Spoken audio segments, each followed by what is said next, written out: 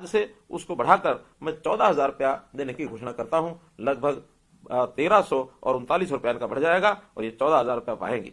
इसी प्रकार जो 10 वर्ष से कम काम की जो सेवा जिनकी हुई है, या फिर जिनको मिनी आंगनवाड़ी कार्यकर्ता हम कहते हैं, तो मिनी आंगनवाड़ी कार्यकर्ता और 10 वर्ष से कम काम करने वाली असियामरी जो कार्यकर्ता हैं, इनका अभी तक का मानदेय है 11,401। इसको बढ़ा करके 12,500 रुपया आज से किया जाता है। इनकी वृद्धि भी लगभग 1,100 रुपया महीने की जाती है। इस कार्यक्रम के माध्यम से मैं हरियाणा भर की सभी आंगनवाड़ी में काम करने वाली अपनी बहनों को नमस्कार करता हूं और साथ ही इस सप्ताह भर के हमारे त्योहार, उत्सव, दिवाली, उसके बाद भाई दूज और आने वाला कल छठ पूजा का कार्यक्रम, इसकी भी बहुत बहुत बधाई देता हूं। मेरी प्यारी बहनों, हमारा जो काम है आंगनवाड़ी, इस नाते से जो बच्चों की सेवा हम करते हैं, बच्चों की देखभाल करते हैं, अपने आप में एक बहुत महत्वपूर्ण काम है। अपने समाज में जो माताएं अपने बच्चों को, कई बार कामकाजी महिलाएं होती हैं, घर पर छोड़ सकती नहीं है, उनकी देखभाल करने वाला भी कभी नहीं होता है कोई। और वैसे भी सरकारी आंकड़ों के हिसाब से जो बच्चे हैं, खास करके 6 वर्ष से कम आयु के, उनका कई बार स्वास्थ्य की दृष्टि से, सुरक्षा की दृष्टि से, न्यूट्रिशन की दृष्टि से बहुत ध्यान रखना होता है। इसीलिए भारत सरकार की योजना, जिसमें आंगनवाड़ी का एक प्रारूप ये बनाया गया, जिस आंगनवाड़ी की देखरेख करने के लिए वहां एक आंगनवाड़ी कार्यकर्ता और एक सहायक और उन सबको सुपरवाइजर के नाते देखरेख करने वाली हमारी बहनें, एक बहुत बड़ा जाल देश भर में ये फैला हुआ है। अपने प्रदेश में भी 25,000 से ऊपर ये आंगनवाड़ी इस समय काम कर रही हैं। इन आंगनवाड़ियों में कहने को तो ये आंगन है, लेकिन इसका महत्व एक मां समझ सकती है कि मां बच्चे को प्रारंभ में पालती है और पालने के साथ साथ जैसे ही वर्ष 2 वर्ष का होता है तो वो पहले रेंगने लगता है और बाद में आंगन में जाकर के खेलने लगता है। आंगन का महत्व उस बच्चे के लिए बहुत महत्वपूर्ण होता है, जिसको सीमाओं में भी रखना होता है, उसका पालना पोसना भी होता है और उसकी पूरी सुरक्षा भी करनी होती है।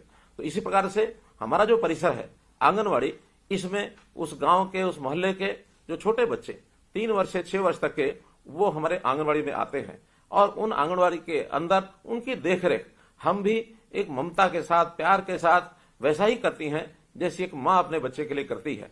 एक संवेदनशील बहन इन बच्चों का किस प्रकार से ध्यान रखती है, वो एक मां ही समझ सकती है। तो इसीलिए इस व्यवस्था में सभी बहनों को ही लगाया गया है ताकि बहनें अच्छी प्रकार से इसकी देखभाल कर सकें। अगर मां के बाद बच्चे के पालने में किसी का अगर रोल आता है तो आपका आता है।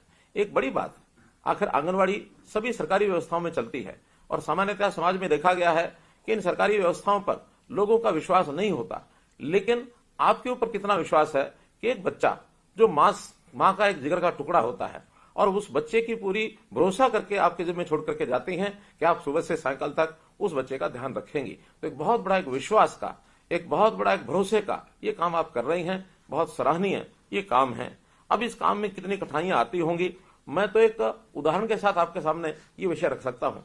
मैं भी जब अपना स्कूल और कॉलेज जाने का समय था, उस समय एक संस्था से जुड़ा हुआ था और उस संस्था के माध्यम से कुछ बच्चों के लिए काम किए जाते थे। तो एक उस संस्था के माध्यम से बहुत बड़ा शिशु संगम ये लगाया गया और हम चूंकि संस्था के कार्यकर्ता थे तो हमको उस शिशु संगम में व्यवस्था का काम दिया गया और वो बच्चे, छोटे बच्चे 5 साल से 8 साल 9 साल तक के, उसमें 3 दिन तक व्यवस्था में रहने के बाद पता लगा कि बच्चों की कितनी कठिनाइयां होती हैं। बच्चे कई बार वहीं गंदगी कर देते हैं, बच्चे कई बार रोने लग जाते हैं, बच्चे को छोटी मोटी तकलीफ हो जाती है, तो कैसे उनके कपड़ों को भी साफ करना, समय पर उनको जो आवश्यकता चीज की होती है उसको देना, पिलाना। अब ये एक कठिन काम जो आज से लगभग मैं कह सकता हूं कि 50 साल पहले जिसका अनुभव मैंने किया था कि उन छोटे छोटे बच्चों की 3 दिन तक की जो सेवा की, उन बच्चों की आयु तो 5 से 8 वर्ष थी, लेकिन आप तो 3 और 6 वर्ष के बीच के बच्चों का ध्यान रखती हैं। बहुत ही ये सराहनीय काम है उन बच्चों को संभाल करके रखना। जिस भवन में हम उन बच्चों को रखते हैं, अर्थात जो आंगनवाड़ी होती है, वहां भी एक सुरक्षित भवन उसकी आवश्यकता होती है। कभी कभी तो उसके अभाव में हम लोग काम करते हैं, कभी उसकी छत खराब होती है, कभी वहां लाइट नहीं है, तो कभी वहां प्रकाश की व्यवस्था, कभी पानी की व्यवस्था नहीं है, कभी वहां शौचालय नहीं है। हालांकि सरकार की ओर से इन सब चीजों का ध्यान रखा जाता है, फिर भी हजारों की संख्या में आंगनवाड़ियां, कहीं ना कहीं तकलीफ तो आपको जरूर आती है, फिर भी उसमें से आप रास्ता निकालते हैं। तो निश्चित रूप से ये जो बचपन को संभालने वाली और तराशने वाली आंगनवाड़ी कार्यकर्ता, इनसे आज मैं बात कर रहा हूं, मुझे बहुत प्रसन्नता हो रही है और आपका मैं अभिनंदन करता हूं। वैसे बच्चों के बारे में अगर विचार करें तो एक बच्चा आज का बच्चा है, कल का वो एक नागरिक है, हमारे भविष्य का वो एक नागरिक, देश को कहीं भी आगे बढ़ाने वाला, समाज को कहीं आगे बढ़ाने वाला। बचपन में कुछ नहीं पता होता, लेकिन बचपन में जैसी उसकी परवरिश हो जाए, जैसे उसको संस्कार मिल जाए, जैसा उसका ज्ञानवर्धन हो जाए, जैसा उसका शरीर बलशाली हो जाए, तो वही बच्चा आगे चल करके एक अच्छा नागरिक बनता है। तो अच्छा नागरिक बनने के लिए नींव मजबूत होनी चाहिए, और उस नींव को मजबूत करने के लिए आप जो उनका काम कर रहे हैं बहुत ही सराहनीय है। उनके पोषण की आप व्यवस्था करते हैं। इस पोषण व्यवस्था के लिए भारत के प्रधानमंत्री जी ने जो पोषण अभियान चलाया, उस पोषण अभियान चलाने के अंदर बहुत सा सामान वो आपको दिया जाता है, ताकि आप बच्चों को पका करके उस सामान को खिलाएं। जो बच्चे आते नहीं है, घर पर रहते हैं, उनके घर पर उस भोजन को आप पहुंचाते हैं, और उस पोषण के व्यवहार के साथ साथ उनका सारा एक प्रकार से बच्चे का नाप तोल, उसका कद कितना हो गया, उसका वेट कितना हो गया, फिर उसको टीकाकरण भी किया जाता है, ताकि उसको कोई प्रारंभिक जो बीमारियां लगने वाली हैं वो बीमारी भी न लगे। इस काम को भी आपको लगातार जो है उनके लिए वो करना पड़ता है। बच्चों को सफाई, ये सफाई सिखाने का काम, ये भी आखिर बच्चों के लिए करना पड़ता है, और बच्चे सफाई कैसे रखें ये भी सिखाना पड़ता है, क्योंकि बचपन में जो आदत, जो संस्कार बालक की हो जाए, जीवन भर वही रहता है। जापान के विद्यालय का मैं आपको उदाहरण देता हूं। जापान में जब भी बच्चा अपने प्राथमिक शिक्षा ग्रहण करने के लिए ऐसे शिशु वाटिका में जाता है, तो वहां सबसे पहले जहां वो बैठता है, वहां उसके आसपास जगह साफ है कि नहीं है, जिस बैग को वो लेकर के वहां जाता है, उस बैग साफ है कि नहीं है, वहां जहां बैठता है वहां का फर्श और दीवारें साफ है कि नहीं है, उसको पहले चेक करने के लिए लगाते हैं। अगर ज्यादा स्वच्छता यानी अस्वच्छता है, गंदगी है, तो वहां के कर्मचारी साफ करते हैं। लेकिन अगर छोटी मोटी व्यवस्था है, उन बच्चों को ही कहा जाता है कि बेटे अपने आसपास की जगह को साफ रखिए। अब ये कोई काम नहीं होता, लेकिन एक संस्कार होता है कि बच्चों को स्वच्छता कैसे रखनी है। बच्चा अपना नाखून काटता कि नहीं काटता है, बच्चा कपड़ा पहन के आया है तो साफ है कि नहीं है। उनके माता पिता को हम बुलाते हैं, बताते हैं कि आपके बच्चे को साफ रखना है, तो घर से सफाई करके उसको साफ तैयारी करके भेजिए। तो एक संस्कार के नाते से बहुत बड़ी चीजें आप बच्चों के लिए करते हैं, क्योंकि बड़ों को समझाना ये बड़ा आसान है, लेकिन बच्चों को समझाना ये कहीं कठिन है। आप इस कठिन काम को जो करते हैं, और इसके लिए आपने उनका जो कुल मिलाकर के संभाल करते हुए, जैसा मैंने बताया कि उनका डाटा भी आप तैयार करते हैं।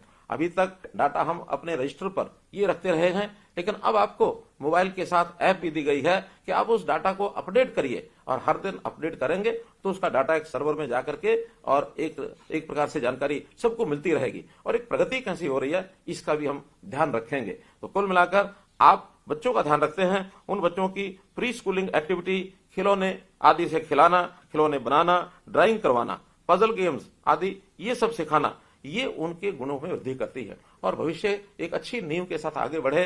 तो आप जैसा बच्चों का ध्यान रखते हैं, निश्चित रूप से सरकार वो भी आपका ध्यान रखती है। आपकी भी कोई कठिनाई हो उसको सरकार निश्चित रूप से और ठीक करती है। बच्चे तो जैसा देखते हैं वैसा वो सीखते हैं।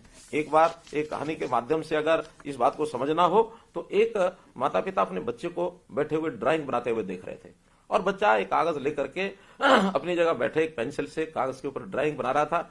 सेंटर में, कागज के सेंटर में वो बड़े बड़े डिब्बे, एक डिब्बे के साथ दूसरा, दूसरे का तीसरा, तीसरे का चौथा, ऐसे वो डिब्बे बना रहा था, और डिब्बों में भी लाइनें खींच रहा था।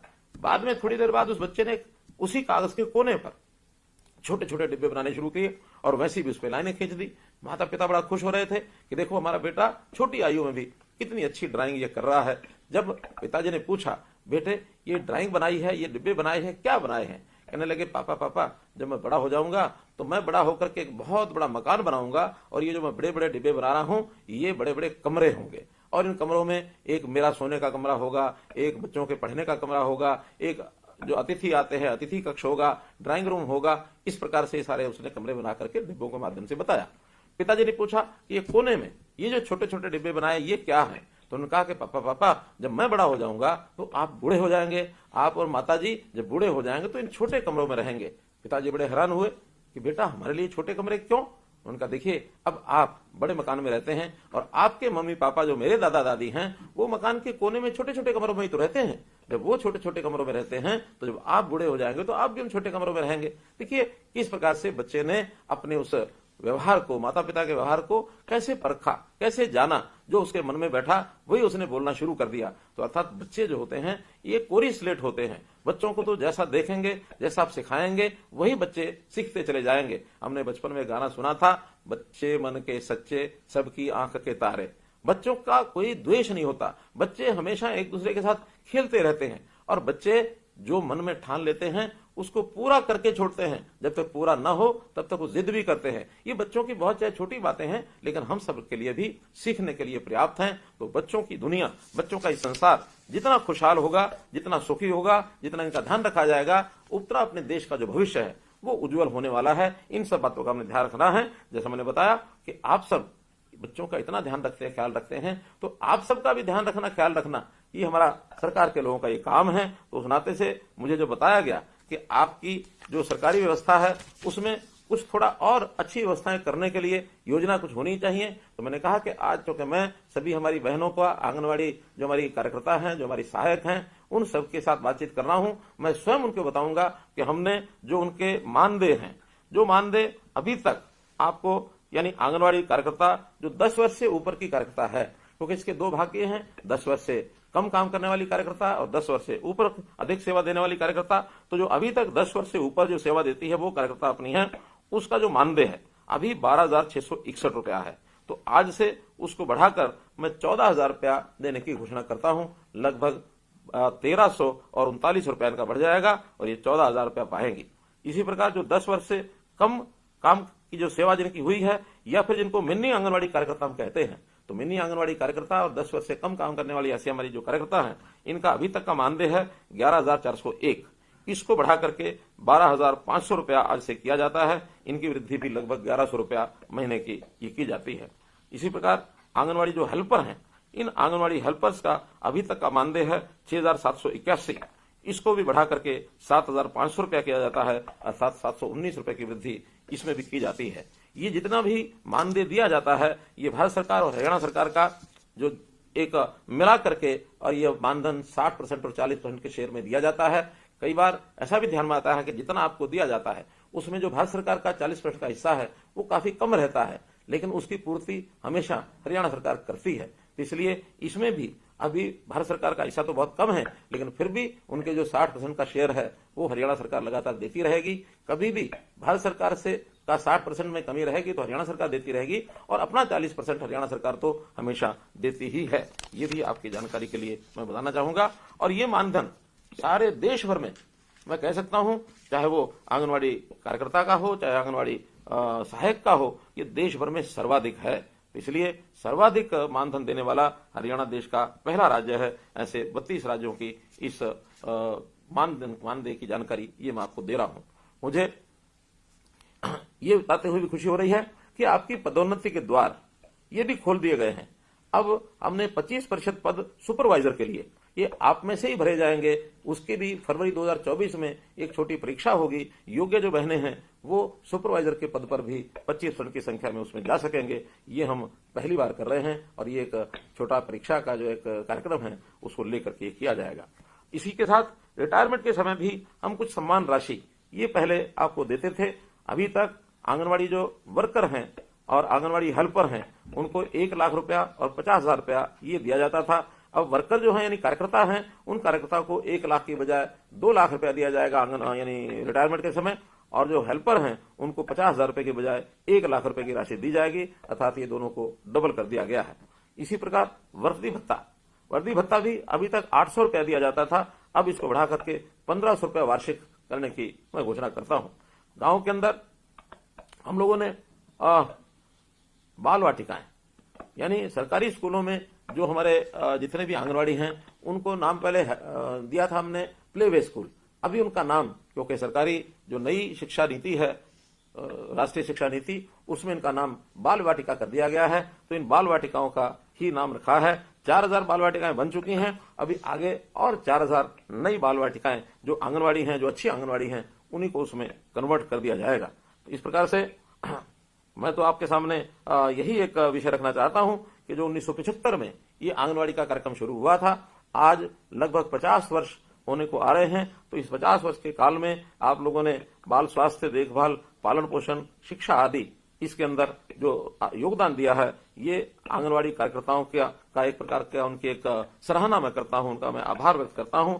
और इस काम में हमेशा बहुत से काम की जो अपडेट है, इस काम में कुछ ना कुछ वृद्धि भी होती रहती है। तो उस वृद्धि के समय, उस अपडेट के समय जो जानकारियां और आगे बढ़ानी होती हैं, उनको भी आप हमें सुझाव के रूप में जरूर देते रहेंगे। और जैसे जैसे आप सुझाव देंगे, उन सुझावों के ऊपर हम काम करेंगे। हमारा उद्देश्य हमारी जो भविष्य की पीढ़ी है, हमारे आज के बच्चे हैं, उनका पालन पोषण अच्छा कैसे हो, और उसमें जो भी कोई योजनाओं के अंदर कोई अड़चने आती हैं, उन अड़चनों को हम दूर कर सकें। तो इस प्रकार के इस काम में आपको आज मैंने आपसे जो बातचीत की है, आपने इसमें अपनी इस बात को साझा किया है। आपके अनुभव भी निश्चित रूप से अगर हमको प्राप्त होंगे, सुनने को मिलेंगे, तो उस अनुसार और ज्यादा इसमें आगे बढ़ाएंगे। आपने मेरी बात सुनी, आपका बहुत बहुत धन्यवाद।